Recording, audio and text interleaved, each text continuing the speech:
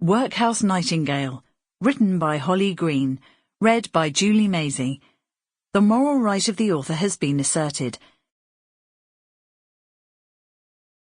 Prologue. Haw! The venomous hiss carried all the violence of pent-up hatred.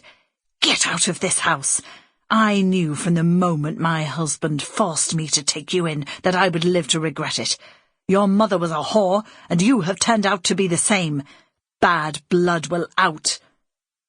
My mother was not a whore, and neither am I.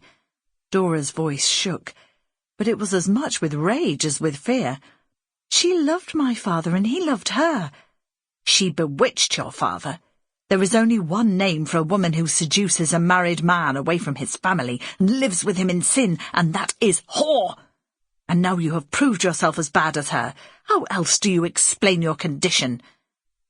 I am not the one at fault here, Dora cried out. Then who is? I suppose you are going to tell me this is some kind of immaculate conception, that the seed growing in your womb was planted there without your knowledge. That would be to add sacrilege to your sin. No, Dora lowered her voice. I am not such a fool, but the fault is not mine. He forced me. Forced you? Then why did you not report it? Who is responsible? Do you even know his name? Very well. It was Hector. Hector? You dare to suggest that my son did this to you? It is the truth. Do you expect me to believe that? Mrs. Latimer lifted a bell from the table at her side and rang it violently. How dare you make such an allegation? You were brought into this house when your mother died against my will, but you have had bed and board here and benefited from the same education as my own daughters. This is how you repay me. A parlour-maid appeared at the door, her expression apprehensive. You rang for me, madam. Is Mr. Hector in the house? I believe he is in the billiard room, madam. Ask him to step in here for a moment, please. Very good, madam. The girl's eyes slid from her mistress's face to Dora's, and Dora thought she detected a smirk.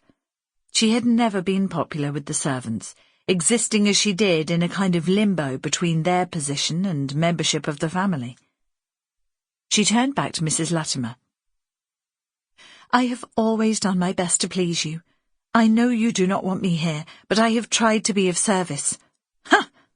You have always had ideas above your station.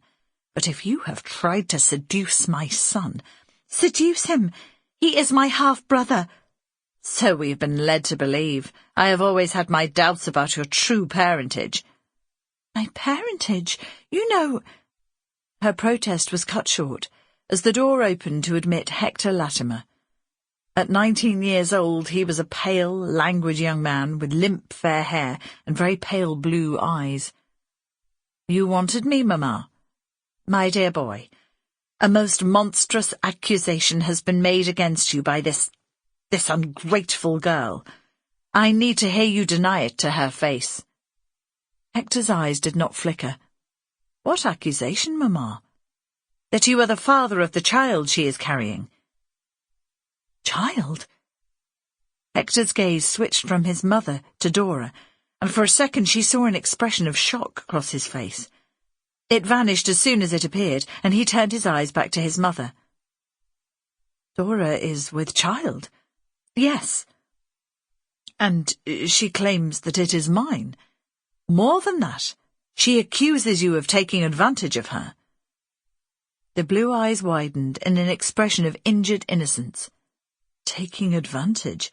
My dear Mamma, can you seriously believe me capable of such a vile act? And with her, of all people? Mrs. Latimer smiled indulgently. Of course not. I just needed to hear you deny it in front of her. She turned her attention to Dora.